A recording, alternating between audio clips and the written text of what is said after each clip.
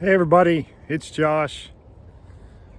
If you're like I was and so many others that I know, you do not want to believe the truth about the Gospels and Jesus Christ.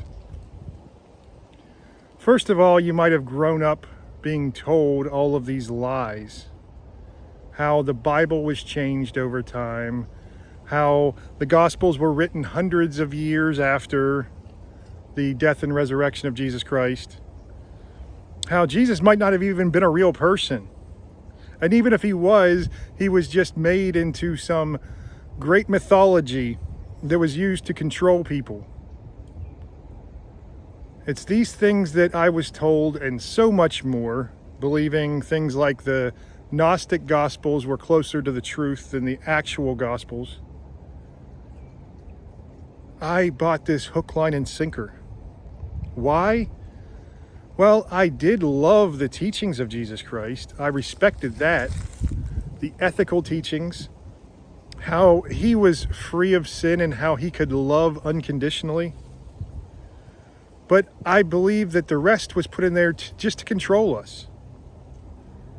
And I think that the main reason that we are drawn to think this way is because we don't want it to be true, because that would mean that we have to sacrifice. That would mean that we'd have to change our entire worldview. And that there actually could be consequences to the way that we live our lives. Beyond this world. Into eternity. And that, for many, is terrifying. But I think that we're also lied to about what the truth of the Gospels actually say. Even Christians believe this. A lot of times, especially Catholics, have this guilt over living in sin. Jesus Christ knows we're not going to ever be free of sin. But we strive to be free of sin. That's the difference between someone who is striving or has a relationship with Jesus Christ and everyone else, is that those who are seeking God and those who have a relationship with him, we strive not to be in perpetual sin. We know we will always fall short, but we know the grace, the compassion, and the love of Jesus Christ is unconditional. Now, that does not mean that we can just keep on going out and sinning and saying, oh, well, God will forgive me. Christ will always forgive me, so it doesn't matter what I do. That's more along the lines of what the Gnostic Gospels teach. It doesn't matter what we do because the flesh is evil, and therefore the spirit is pure. So it doesn't matter if you go out and just act like a complete criminal. Because once we die and are free of this flesh, the spirit is pure. And it is one with God again. It is a new thought, new age Gnostic belief. And it absolutely leads people away from a relationship with Christ. Now, I wasn't going to do a video today, but I did a live stream last night. You probably won't be seeing this for a few days till after I record it. I did a live stream talking about the case for Christ. Because I found out things that were absolutely incredible. That absolutely proved that the Gospels were written within 25 years after the death and resurrection of Jesus Christ. And that prove that they were eyewitness account testimonies. Now, we know that Mark, or we think at least, that Mark was the first gospel ever written. We know this because Luke actually borrows from Mark in several places. And Mark and Luke were not eyewitness testimonies. So you say, well, they weren't even disciples of Jesus Christ. They weren't there. No, they weren't. They were like investigators, investigating and talking to all of the eyewitnesses they could, so they could know more about the truth of Jesus Christ. And you see, Mark was mainly going on Peter's eyewitness account testimony. Mark was a disciple of Peter. And his eyewitness account testimony was, of course, one of the most reliable. But Luke, he decided he was going to go out and get other eyewitness account testimonies and add on to the story. And also Luke, he decided that he was going to do a chronological telling of Jesus Christ's story, where Mark was not chronological. You have events happening out of order all over the place, just from what Peter was saying. The reason that we know how early the Gospel of Luke is because of the book of Acts. And Luke is the author of the book of Acts. And in the book of Acts, you have many events that are recorded, but more importantly, many events that were not recorded. So the events that were recorded were things like the death of Stephen and the death of James, the brother of Jesus. These were two minor players, right? What you don't have is the deaths of Paul, Peter, and James, the brother of John. Now, these are the major players. These are the most important disciples. You also do not have the siege of Jerusalem, which happened about 66 to 70 AD. Now, the siege of Jerusalem absolutely would have been included. And at the end of the siege of Jerusalem, the destruction of the temple. Why would these have been included? Because they were such major events. Such major events. So you had, during the siege of Jerusalem, you had people eating their dead children because they were starving to death. Because the Romans, they barricaded the entire city for 4 years, close to 4 years.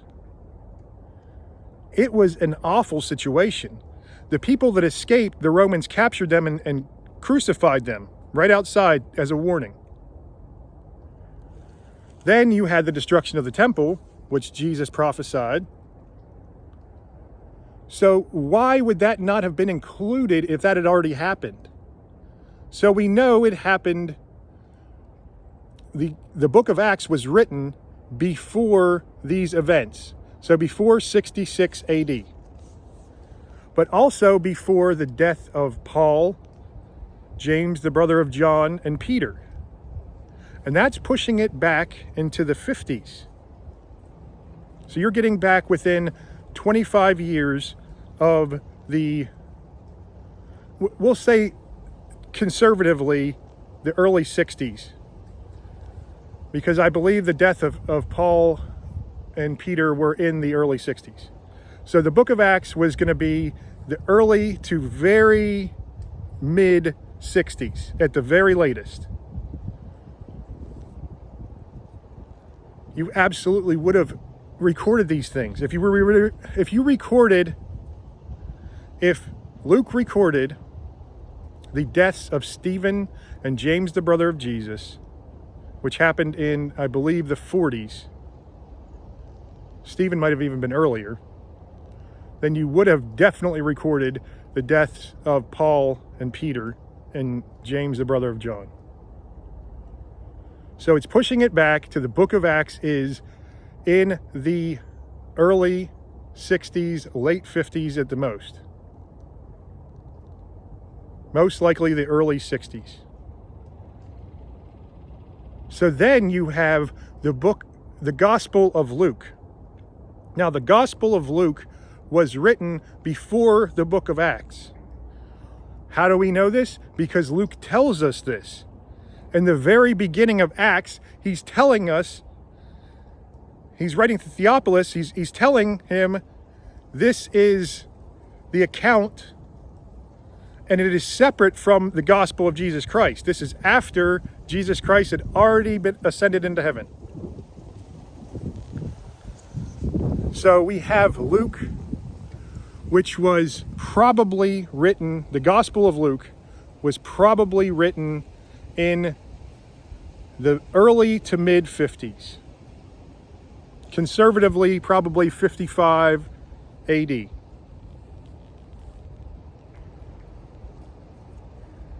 Then you have Mark, which the Gospel of Luke actually used as reference at times earlier than that.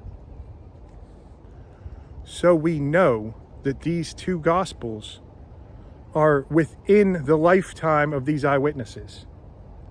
How else do we know that the Gospels are reliable? There are so many reasons, and I obviously cannot get to them all in one short video. I am not an expert anyway. I recommend Cold Case Christianity. He has been by far the best apologist and best historian. He's a former cold case detective, and he looks at all of the evidence that most historians do not think about. Why does he look at these strange things that most people don't think about? Because he used them to crack all of these cold cases. He was one of the greatest cold case detectives in the world. He was on 2020, Dateline, all these shows all the time because people were fascinated how he could crack these cases. He just had a way of understanding, of looking for evidence in different ways. And it's really outstanding as he lays it out. You also have Lee Strobel, who wrote The Case for Christ, a great lawyer. Both of these men, Lee and, I'm sorry, I can't remember the guy from Cold Case's name.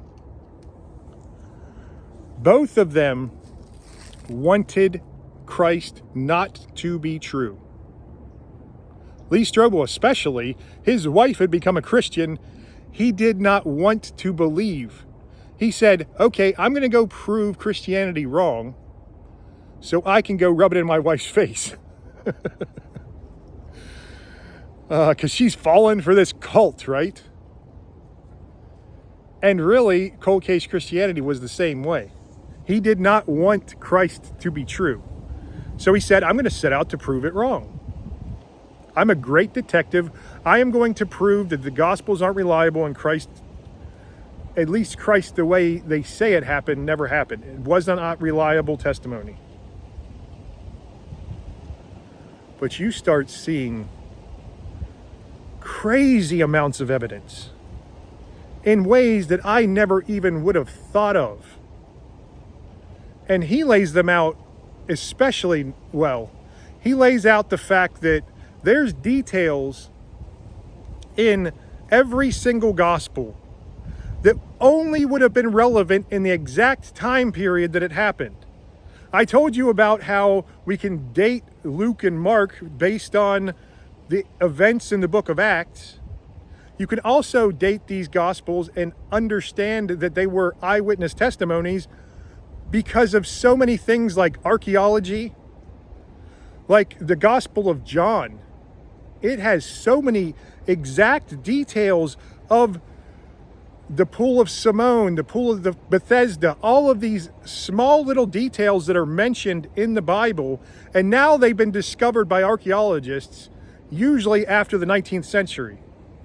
Many of them within the past 50 to 100 years at the latest. It's incredible. It's absolutely incredible. You also have things, now there's too many to get into. You have names. The names in the Gospels, as opposed to the names in the Gnostic Gospels. So we're going to compare and contrast. Names in the Gnostic Gospels are names that were used in different time periods and in different areas. Like you'll see Egyptian names and names that aren't even local or Hebrew or of that time period of Christ. And that's how we know for a fact, besides the fact of the carbon dating and everything, we know for a fact that those were not reliable Gospels. Those were just made up stories. And also they didn't corroborate, they didn't the facts didn't link up with the other Gospels. So we know that they were not true. So the names, you also have things like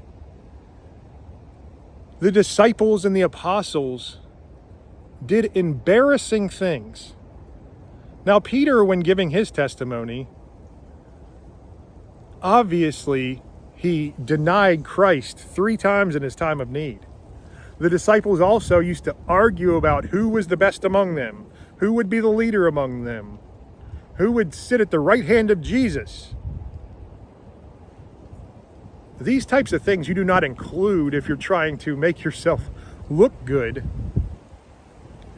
And it would have been idolatry.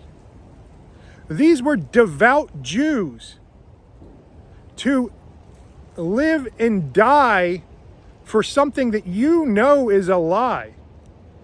Almost all of the apostles were put into horrible deaths, excruciating deaths, especially Peter, who was crucified upside down, Paul, who was tortured so much, and Paul especially, he had every reason to deny the truth of Jesus Christ. He literally set out to exterminate all the Christians, exterminate them, because he believed it was idolatry. And then Christ came to him in divine form and said, "Why do you persecute me?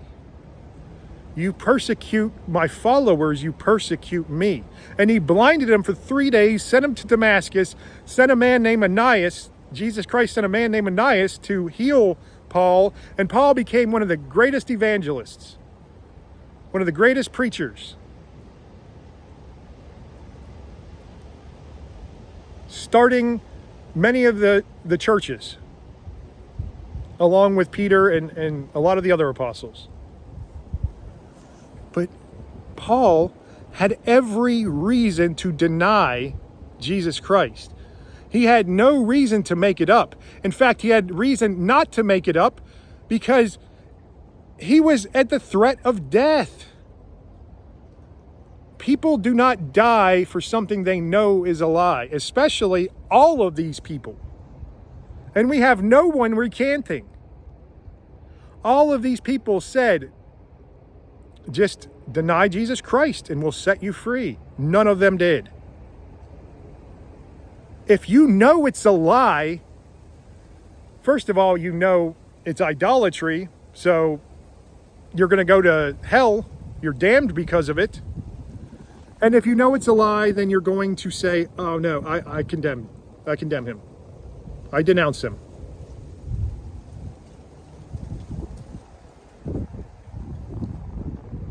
I don't think we understand how much evidence there is.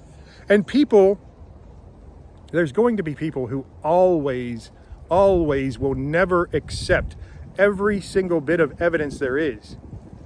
And people are saying, we live in the 21st century and you're going to believe this 2,000-year-old myth?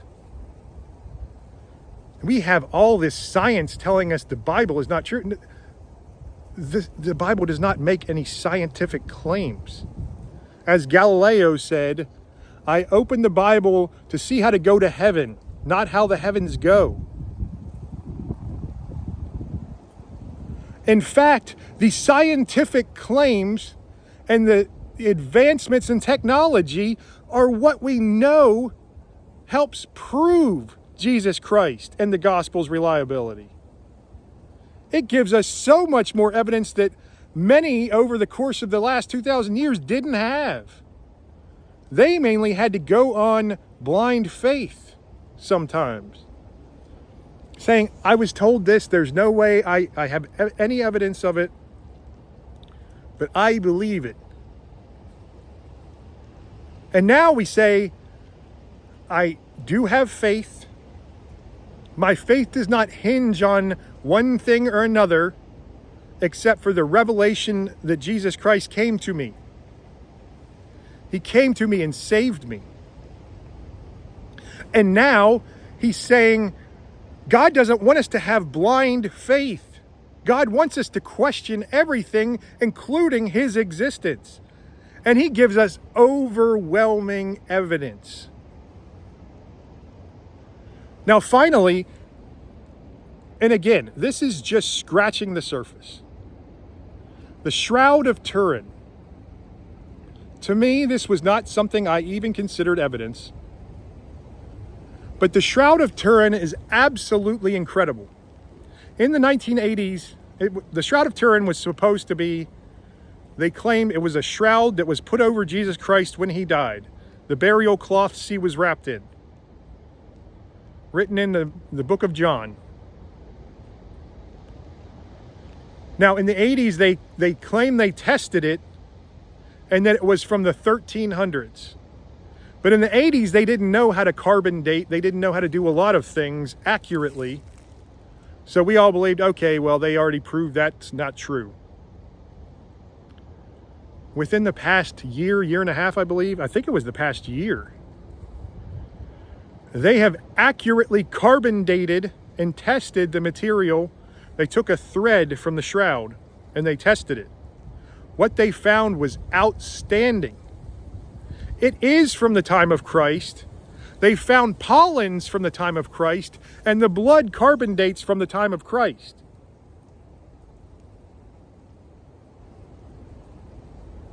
I don't think we realize how amazing something like this is.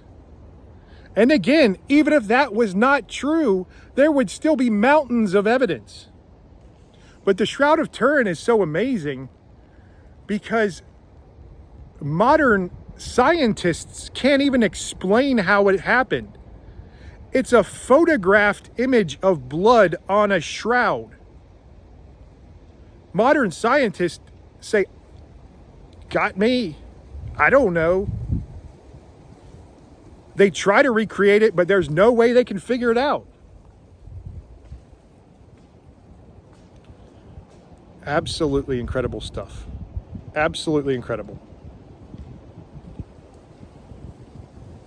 And those are just a few things. Just a few. Again, you look at the reason why you don't believe. It's because you don't want to believe usually, or you were told a bunch of lies. There is, let's just say it was a conspiracy, right? It was such an amazing conspiracy from a bunch of poor people in a poor area about a poor carpenter who literally changed the course of human history more than any human being ever in the history of mankind. There are almost every single religion either worships Christ in some way or holds him to great esteem in some way. Like Muslims think he's a prophet, and I forget what Jehovah's Witnesses think. He's some sort of angel or something, an archangel. And then you have Buddhists who say he was basically Buddha reincarnated, some of them. And you have some Hindus who say he was an actual god. He's in their pantheon of gods. Isu. You have mankind used to be, we're corrupt still, don't get me wrong, and we've been corrupt. But the extent of which we are corrupt, going by the extent of which they were corrupt in the Roman Empire and before that, absolutely night and day. I've given this story before. Romans and Greeks used to leave their unwanted children out in the cold to die. And Christians, as soon as the Christians were around, they would come and try to save all these babies they could and raise them as good Christians in a good, loving family. Just one of millions, if not billions, of examples of how Jesus Christ radically changed the world for the better.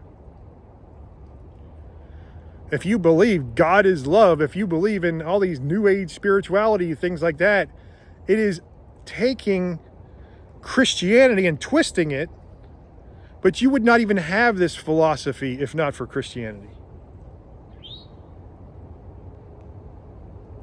Now, if you do not agree with the Bible, you think there's some kind of big conspiracy, let me know why. I'd love to hear why. I would love to hear, based on what I've told you or anything else, why the Gospels are not reliable, why Jesus Christ is not the truth, the way and the truth and the life. I want to hear, but people like our resident narcissist on the live stream last night, they don't want it to be true. They will never want it to be true. It is absolutely because they do not want to make a sacrifice in their life. People want God to be created in their own image, not us to be created in God's image.